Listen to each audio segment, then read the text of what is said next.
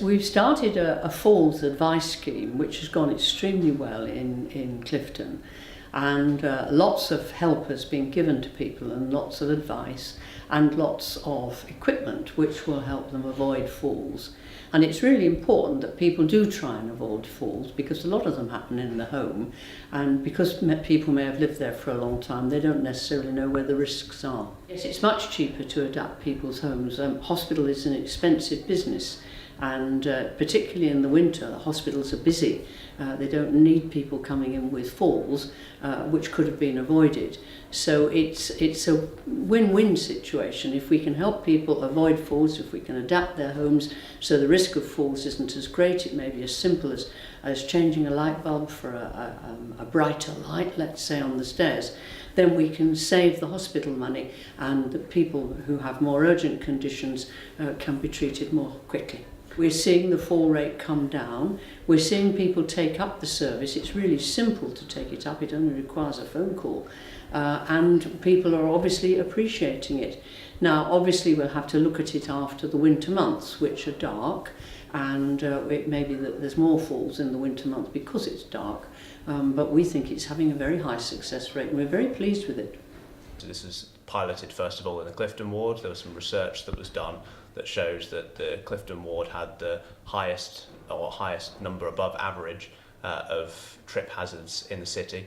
So that's where what we wanted to take as a starting point, and it's all about working with individuals to have a look around their home with an occupational therapist and a handy person, so we can carry out all the works then and there to make their home safer and to try and prevent falls. So we've got a couple of items on the table here today. We've got a couple of bathroom grab rails, a second banister as well, so we've been doing a lot of these. We carried out 110 home visits between March and October since the pilot started, and the majority of things that we've been finding, high risk areas for older people generally tend to be staircase, bathroom, and that's where we've seen a lot of these grab rails being fitted here, and also poor lighting in certain areas as well.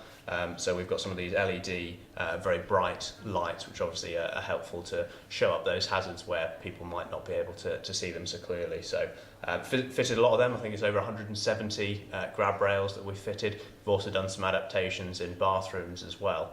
But obviously this is incredibly beneficial for the individual, because ultimately we don't want people to be falling, but also if you think about it in a more wider sense, obviously beneficial for the NHS and also for council services as well, because when an old person has a fall, ultimately the frailer bones and can lead to more serious injuries and complications as a result.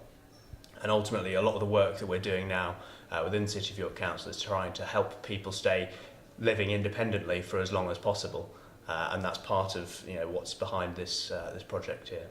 The initial pilot was in the Clifton ward. This is now being extended to Guildhall, so any residents in Guildhall or even who are in Clifton who perhaps haven't taken up the opportunity yet, give the team a ring, get in touch and see if there's anything that we can come and do to help.